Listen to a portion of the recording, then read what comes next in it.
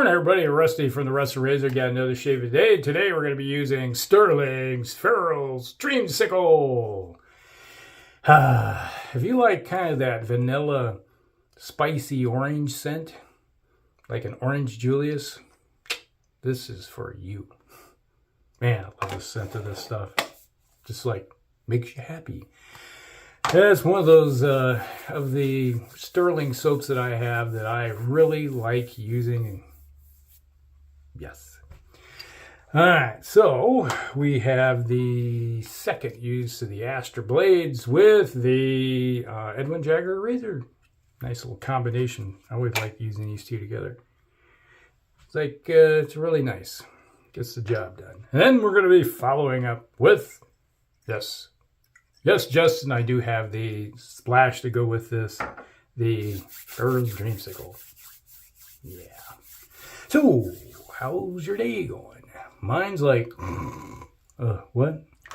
Like, I'm tired. I've got about 2 hours sleep, maybe 3 when you put it all together. But yeah. Yeah, one of those things where you wake up in the middle of the night going, and it's like, oh crap, what was I dreaming about now? Drenched in sweat. It's like the whole shirt's like drenched in sweat. It's like, you know, that's how bad it was. And like, oh boy. I'm like, okay, I'm up. Maybe I should just shower and get this over with. Yeah. So then after cleaning up and everything, I was like, oh my God, what the hell was I dreaming about? Nightmare? Yeah. World comes back and haunts you. Like, okay, leave me alone. Oh, yeah. So, you know, once you're kind of, it's like for me, it's like you're kind of awake and everything. It's like, yeah, do I just stay up? So I did. I've been up since about 4 a.m. It's like, yeah. About 2.5 hours of sleep. What can you do? Alright, great combo here at the Astra blades.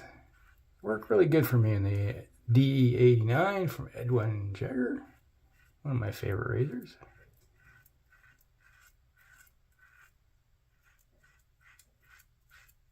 And I was like, whenever I smell this, I would always think of the 80s.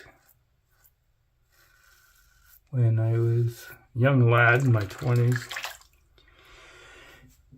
It was like everybody would pile in. That was a big thing. It was always going to the mall, you know. And either it was before a movie, because they had the theater was in the mall. And at one end, we had Diamond Dave's, which was a restaurant.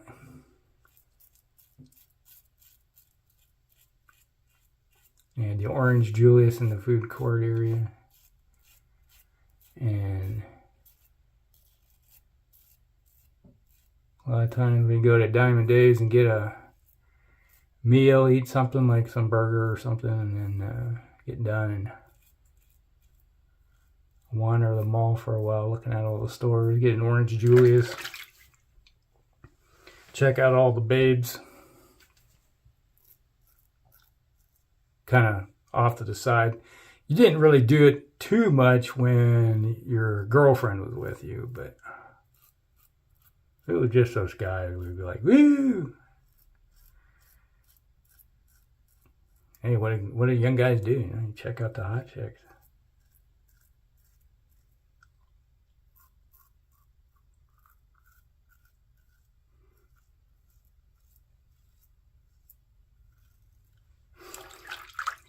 My friends were like, Yearn, man. It's like, how do you do it? Do what? You always got a girlfriend. It's easy. You just ask them out. It's like, how do they ask you out?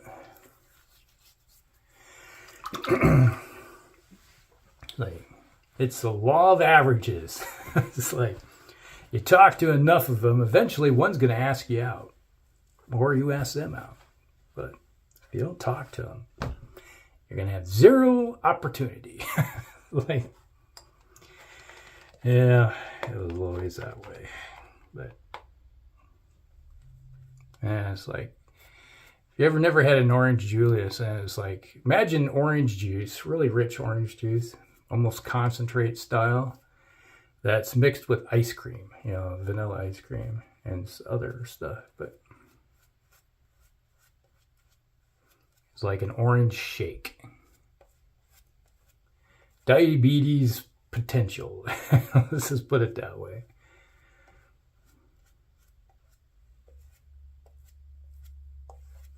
Then I just think about how much food we used to eat and roaming around all the time, staying thin when we were young. It'd be all the energy we put out. Because then after you got done, you ate the meal, you had an orange Julius, and then you would go to the theater and get a big thing of popcorn with a drink. And we stayed skinny. How do we do that? I don't know. Now it's like when you're in your my age, you look at food and you go like, God, how did I gain weight? I didn't even eat it. I just looked at it and I'm gaining weight. Not that I have to worry about it too much right now. With the Ozempic, is like, I look at food and go, ugh. It's like right now, like your stomach's like, thinking about food, and you're like, no, you're not. You're not. No food for you today. You're not hungry. You sick. Well, not. I was just on the phone the other day with my buddy who's on Monjaro, and he's like, still, I'm throwing up once or twice a day. This stuff is killing me. I'm like, yeah. Now you wish you were back on the Ozempic? Yeah. Like, at least I wasn't throwing up all the time. Like, might be time to go back. But he's lost like 40 pounds now. During the pandemic, he let himself go a little bit. He was like, I just sat around, wasn't working. Didn't have my job active, so I just sat around watching TV and smashing a bag of Oreos twice a day. I'm like, you what? Yeah, I just sit there and eat a whole bag of Oreos. I'm like, good. I was like, first, Oreos suck. Ugh. Like, nasty. And two, what? I can barely eat one cookie, let alone a whole freaking bag of any type of cookie.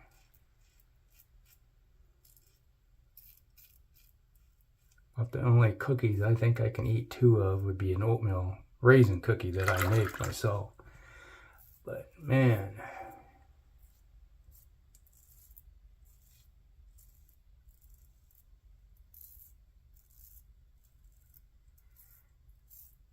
razor's working. So he gained, he said he was up to about 300 pounds. He's about my size too. He's 6'1", big guy, about an inch taller than me, but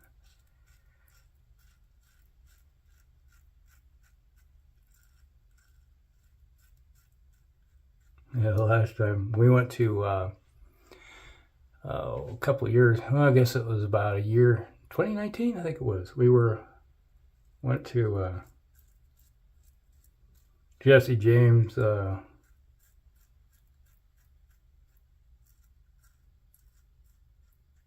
homestead there in Missouri, down by Kansas City, and checked it out and everything. It wasn't too heavy, man, but I'd say he was about 230, 235, big guy. But he's like, I'm over 300 pounds now. And it's like, whoa, what? What'd you do? The only sad thing about being overweight, all it takes is opening your mouth and you gain weight. take it off takes more activity. Not that all cardio does everything much for you, but it's like, first of all, it's like, okay, you got to cut out all the simple carbs, like all the sugary crap, but that helps. But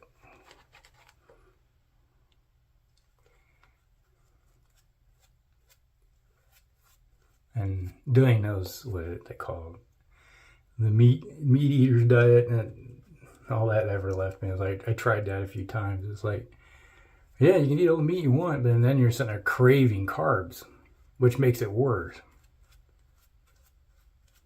So when you fall off the wagon, you're like a lions on the wildebeest, you know, or like you rip it to pieces.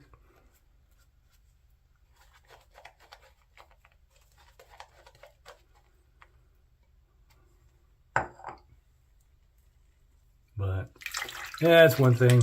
I always kept my weight within parameters. And the most I ever weighed was 2 1/4. But then again, during that time, it was like I could bench 500 pounds. It's like I think I put up 510 pounds was about the most I ever tried. It was like, people in the gym were like, holy crap. Yeah. Yeah, guys were like, I wish I could even put 2 1/4. And it's like, that's warm up weight. That's curls. It's like, I had like 24-inch biceps at the time. You know, like a beast mode. That was when I was 40. Hit 40 years old on my 40th birthday, put up 510 pounds. I was the last one in my family to do that too. All my other brothers did it when they were in their 20s. I didn't get really serious until like 35, started really working hard. It took me about 5 years to get there. But yeah. Put it in perspective what that's like. Like a shoulder press is like taking weight above your head like that. 315 pounds. I could rep it for 12. Just like, just rip it up there like it was nothing. And you got guys who are just like wishing they could bench 2 1/4, and you're just tossing 315 above your head like it's nothing. It's like, how much can you press up there? I don't know. That's all I want to do. It's like 315. I just rep it for weight. What the heck? Moisture. There we go.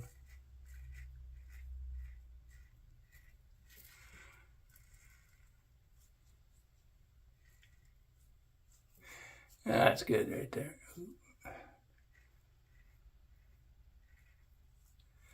Oh, speaking of weird things, my wife and I finished that crappy ass show. We finally caught up and finished it. Of La Brea. Oh my God. After it was done, we watched the final episode. I looked at my wife and I said, I wish I could get that time back in my life that I just wasted watching this show. And she's like, I'm sorry. You made us watch this. I'm like, I'm sorry we did, because it sucked. Like, it sucked the first season, and we watched a whole bunch more of it. Like, oh my God. It was horrible. Oh. It's like, you got these military personnel getting attacked by individuals with stone knives and spears and primitive bows, and they're being attacked. It's like, oh, they got spears. They pull out their knives and charge. It's like, you got, and you threw down, you got a freaking 9mm on your hip,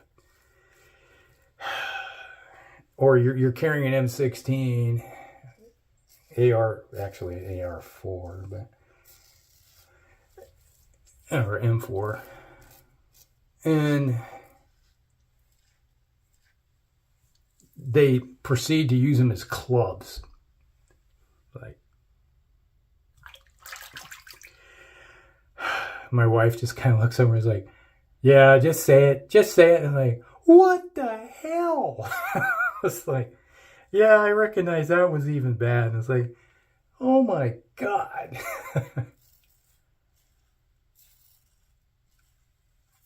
Yeah, the base is supposedly in 1965 because it's about time travel and everything too. You're like, oh my.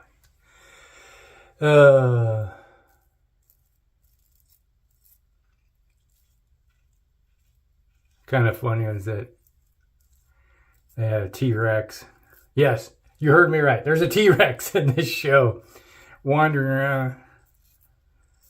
And it gets on the base, and all it's doing is like running around and hitting people with its tail, knocking them down and everything. And they're like trying to kill this thing with their rifles. And it just looks at him, and instead of, you know, chomp, chomp, chomp. No, it's like it's trying to hit it with its head and knock people around that way. Oh, UPS guys here.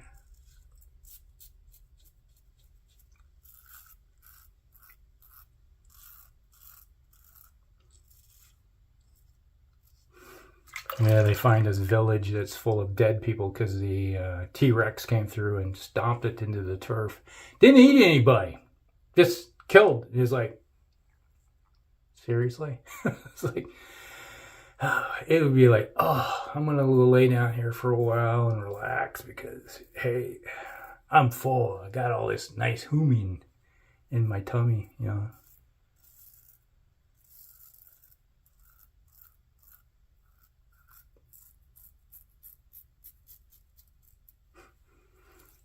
It's like the end of the second season. See, hopefully what kind of spoilers I'm giving entices you not to watch this show, okay? Don't waste your time. And at the end of the second season, they see these big footprints, and they go, wow, look at all these big footprints everywhere. I wonder who made these. And they're in the middle of an open field. And they look up. You're in the middle of a freaking open field. So you can see for a mile around you. And what do you see? A T-Rex. It's like, wow, look at these big giant footprints. I wonder what made those. And it's like, they see the shadow overlooking top of them. And they go, ah. And here goes a T-Rex. And you're like, you didn't see this thing when you were walking up? Are you the freaking blind? And my wife would say, the reason that happened that way, because it was in the script. That's what they had to do. Oh, yeah. Oh, yeah. After a joke with this show. Like every time you see something stupid happening, like, because it was written in the script that way. That's why they had to do something stupid. Okay. Keep saying that.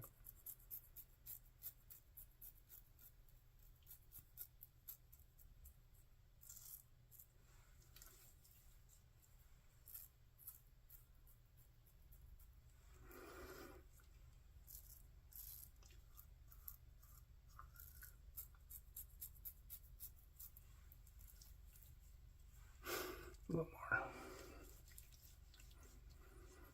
Did I say how much I like the scent of this soap? It's like happy stuff, you know.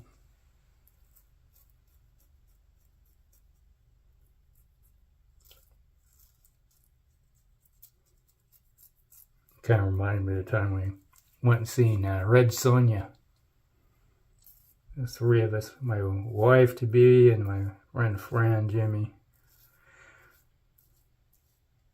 And with that, let's go see Red Sonja. It's like, okay. Went and seen Red Sonja. Walk in, we sit in the theater. Nobody in here. Like, well, it's opening weekend. There's nobody here. What the hell? Oh, right there. How the heck did I miss that? That'd drive me nuts. Let me shave that off. And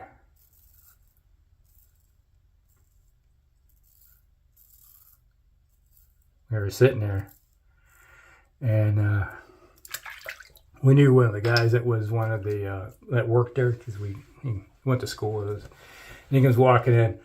Wow, it's pretty empty in here. You know, I always wanted to say this. You guys have a problem with this. Fire? Fire? Like, we started laughing our asses off. Yep, it's like, don't worry, we'll have a stampede out of here. And he started laughing on his way out. Yeah.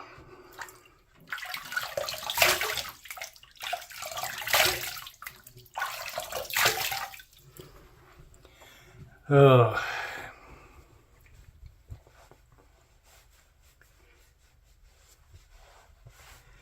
was that? Bridget Nielsen, I think it was in there.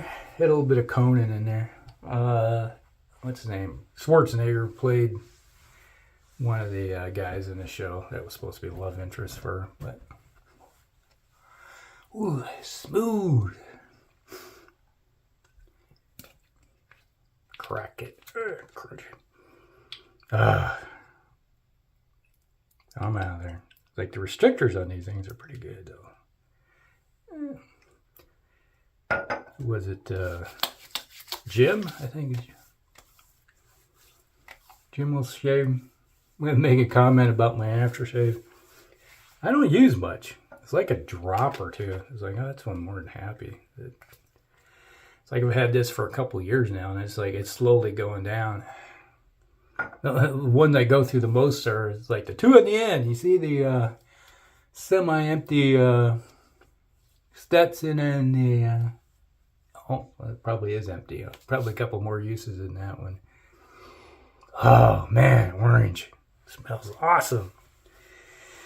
It's like, yeah, it's like I don't use much. It's like drop, drop, drop, and that's more than enough to make me happy. Oh. Man, that is strong. All right, there's an affiliate link down below in case you made it this far. You've probably heard this before. It's an affiliate link to the razor company. If you want something from there, click on it. A little kickback. We'll do the Ghost Sword giveaway. All right, so we got the shave of the day brought to you by Stirling Pharaoh's Dreamsicle. Man, this is awesome. If you like orange, this is for you. Alright, so that was the second use of the Astra blades with the Mercor, not the Mercor, what the hell, this is the Edwin Jagger DE89. Man, like, I'm like, bleh, brain's all jello right now. Then I followed up with a little bit of Pharaoh Dreamsicle splash. Oh, man, that smells good.